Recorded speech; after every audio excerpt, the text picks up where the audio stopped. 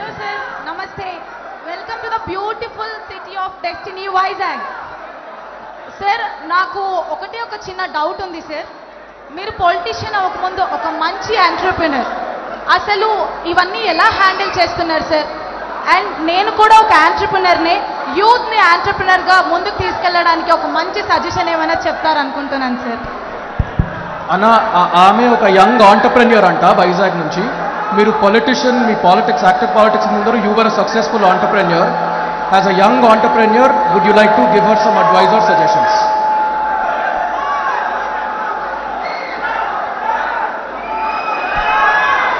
అమ్మ, నేను I take the liberty to talk on behalf of CM గారు.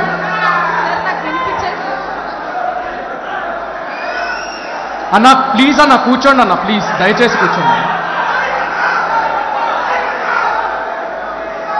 I will take the liberty to speak on behalf of CM garu.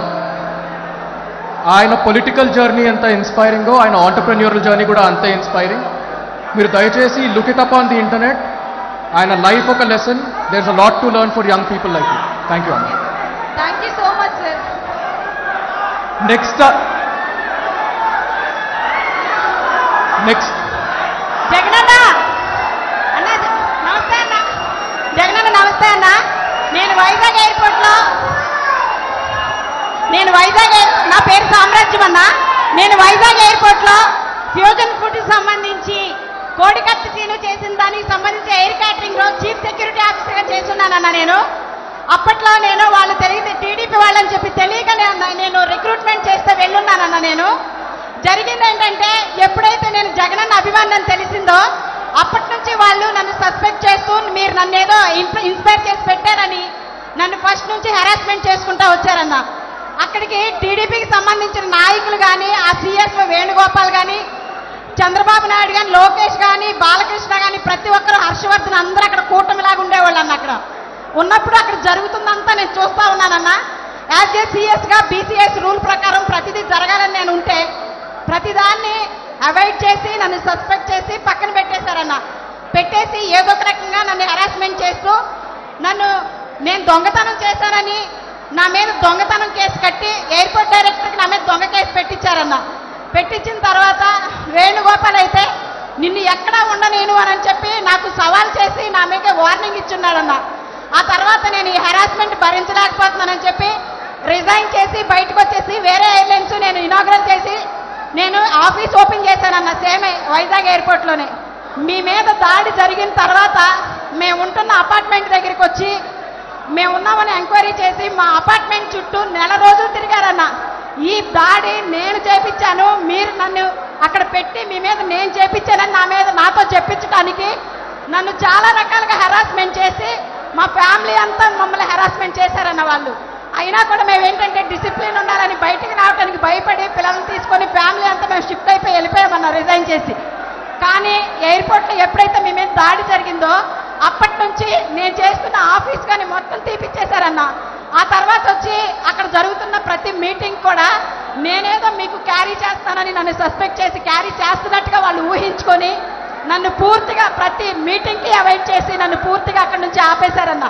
ఆ తర్వాత నేను వచ్చేసానన్న. బయటకు వచ్చేసిన తర్వాత నేను మా ఇంటి దగ్గర ఉంటూనే అన్ఎంప్లాయ్మెంట్లోనే ఉన్నానన్న.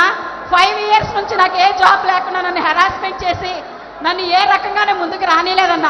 ప్రతి చోట నా మీద రాబరీ కేసు ఉందని లేకపోతే ఇంకోటి అని కావాలని నా మీద ఇది చేసి ఈ అమ్మాయి వాళ్ళకి కోవర్ట్ అని కూడా నన్ను చాలా హెరాస్ చేసి అన్ని చోట్ల పొల్యూట్ చేసి ఎక్కడా జాబ్ రాకుండా చేశారన్న. అయినా నేనేం బాధపడలేదు. ఆ రోజు నా నుంచి జాబ్ అయితే తీయగలిగారేమో కానీ జగన్ అన్న నా గుండెలో నుంచి మాత్రం తీయలేకపోయారన్న వాళ్ళు ఎవరో కూడా. ఈరోజు బోండా ఉమాగాడు చేసిన ఆ పని చూసిన తర్వాత నేను నా ఫ్యామిలీ ఏమైపోయినా పర్లేదని చెప్పి నేను ముందుకు వచ్చేసాను. ఆ రోజు జరిగింది కళ్ళారా ప్రత్యక్ష సాక్షి నేనే. అక్కడ జరుగుతున్న ఒక దరిద్రమైన ఆ కూటమంతా, లోపల జరుగుతున్న చీకటి ప్రపంచం అంతా ఐ విట్నెస్ నేనన్నా. ప్రతి ఒక్కరూ చేసిందంతా నా కళ్ళతో నేను చూశాను. కానీ నేను ఏ రోజు నోరిప్పలేదు. ఈసారి మీ మీద దాడి జరిగిన తర్వాత ఇంకా నేను మౌనంగా ఉంటే ఇంకా నేను అసలు నన్ను నేనే ఉపేక్షించుకోలేదన్నా. అందుకే నేను ముందుకు వచ్చి ఈ విషయాన్ని నేను బయటికి చెప్పేశానన్నా. అంతేకాదన్నా, బాండవమ్మ అప్పుడు మీ మీద దాడి చేయించినప్పుడు మీరు బస్సులో బాధపడుతుంటే చూస్తుంటే నా గుండెలు అవిసిపోయినట్టుగా నేను ఇంట్లో పడి ఏడ్చామన్నా. మీకేమన్నా జరిగితే భరించే ఓపిక అయితే మా దగ్గర లేదు. నిజంగా ఏం జరిగినా మీరెప్పుడు బాగుండాలి.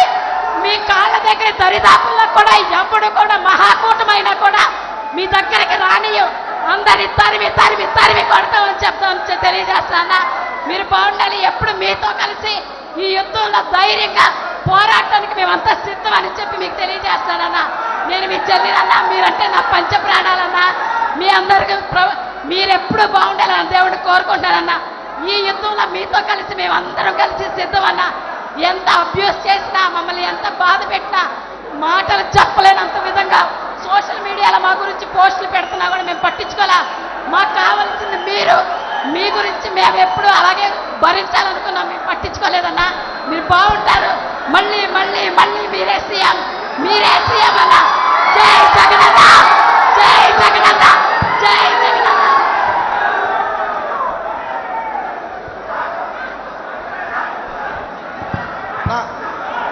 గుడ్ మార్నింగ్ అన్న. నా పేరు మల్సాని అనిల్ కుమార్ రెడ్డి అన్న. మా తమ్ముడు పేరు మల్సాని భరత్ కుమార్ రెడ్డి అన్న. నేను అన్నమయ్య జిల్లా రాయచూడి నియోజకవర్గం ఒక్క నిమిషం ఇక్కడ వచ్చా అన్న. ఒక్క నిమిషం తల్లి, మీ పేరేం పేరమ్మా? అన్న సుచిత్ర అన్న, సుచిత్ర. ఒకసారి కేన్ ఒకసారి చిదానంద్ ఒకసారి అటాచ్ చేసుకోండి. అన్న నా పేరు కోట సామ్రాజ్యం అయితే నన్ను సోషల్ మీడియా అన్ని నిత్యం శుచి అన్న నా పేరు. అమ్మా అమ్మా అమ్మా సీఎం భార్గవ్, సోషల్ మీడియా పరంగా ఎవరైనా కూడా హెరాస్మెంట్కు లోన్ అవుతే, సోషల్ మీడియా పరంగా ఎవరైనా కూడా హెరాస్మెంట్కి లోన్ అవుతే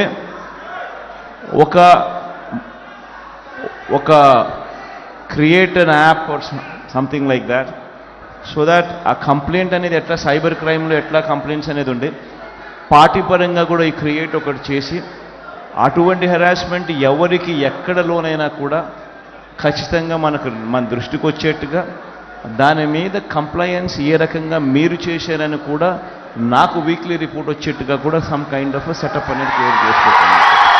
వెరీ అవసరమైన పని ఇది కూడా. మీ అందరికీ కూడా నేను ఒకటే చెప్తా ఉన్నా, అవతల వాళ్ళు మన మీద దాడి చేస్తూ ఉన్నారు అని అంటే ఒక సుచిత్ర మీద కానీ, లేకపోతే ఒక గీతాంజలి మీద కానీ, లేకపోతే ఇంకొకరి మీద కానీ లేదా సాక్షాత్తు నా మీదనే ఈ మాదిరిగా దాడి చేస్తూ ఉన్నారు అని అంటే దాని అర్థం ఏమిటి? దాని అర్థం విజయానికి మనం అంత చేరువుగా ఉన్నామని, దాని అర్థం విజయానికి వాళ్ళంత దూరంగా ఉన్నారు అని. ఇది వాళ్ళ ఆక్రోశము, ఇది వాళ్ళ అజీర్ణత అని చెప్పాలి. అన్న నమస్తే అన్న. నా పేరు మల్సాని అనిల్ కుమార్ రెడ్డి అన్న. మా తమ్ముడు పేరు మల్సాని భరత్ కుమార్ రెడ్డి అన్న. నేను అన్నమయ్య జిల్లా రాయచూడి నియోజకవర్గం గాలివీడ్ నుంచి వచ్చా అన్న. ముఖ్యంగా ఇక్కడ రావడానికి ఉద్దేశం ఏమిటంటే, లాస్ట్ ఫిబ్రవరి నెలలో మా తమ్ముడు మల్సాని భరత్ కుమార్ రెడ్డి ఎలక్షన్ క్యాంపెయిన్కి వెళ్ళి రిటర్న్ వచ్చే టైంలో ప్రమాదశాతం మృతి చెందాడన్న. అందుకు మా ఎమ్మెల్యే శ్రీకాంత్ అన్న గారు మరియు భార్గవ్ అన్న గారు మా కుటుంబానికి చాలా అండగా నిలిచారన్న. మా తమ్ముడు 24 గంటలు ఎప్పుడు పొద్దున్న లేచినప్పటి నుంచి పడుకున్నంత వరకు జగన్ జగన్ జగన్ అంతే అన్న. మీ పేరు తప్ప ఇంకా 24 గంటలు మేము ఇంట్లో పూజించే టైంలో కూడా ఎప్పుడు దేవుడిని పూజిస్తాము. దాంతోపాటు మీకు రాజశేఖర రెడ్డి గారికి ఎప్పుడు పూజిస్తామన్న. రోజు మీరు బాగుంటే మేము బాగుంటాం, మన రాష్ట్రం బాగుంటుందన్న, మన యూత్ అంతా బాగుంటుంది, మన యూత్ బాగుంటే మనందరం బాగుంటామన్న.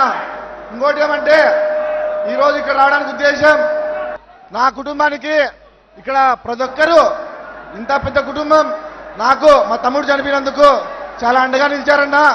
ఇంకోటి ఏమంటే, మీరు చేస్తున్న ప్రతి ఒక్క కార్యక్రమాలకు సోషల్ మీడియా తెలుగు మామూలు ఎల్లో సోషల్ మీడియా వాళ్ళు ఎంత చేసినా, మన భార్గవ్ వచ్చిన తర్వాత ఛార్జ్ తీసుకున్న తర్వాత మన వైసీపీ సోషల్ మీడియా ఎంత స్ట్రాంగ్ అంటే అన్న అసలుకు ఎల్లో మీడియా మరియు పచ్చపత్రికలన్నీ భయపడిపోతున్నాయన్న. ఇంకోటి ఏమంటే చెప్పడం ముఖ్యంగా మా తమ్ముడు చాలాసార్లు అనేవాడన్నా, నేను ఒక్కసారి జగనన్నను కలిసి ఒక్కసారి జగనన్నతో ఫోటో దిగి చనిపోయినా కూడా బాధలు అన్నాడన్నా, మట్టిలో కలిసినా సంతోషంగా అన్నాడన్నా. ఇంకోటి ఏమంటే ఇప్పుడు మా తమ్ముడు చనిపోయినందుకు బాధ ఉన్నా కూడా ఆ బాధను దిగమింగుకొని ఇంత దూరం మిమ్మల్ని ఒక్కసారి కలిసిన ఒక్క ఫోటో దిగినా మా తమ్ముడు ఆత్మకు శాంతి కలుగుతుందని నిజంగా మనస్ఫూర్తిగా కోరుకుంటున్నా అన్న.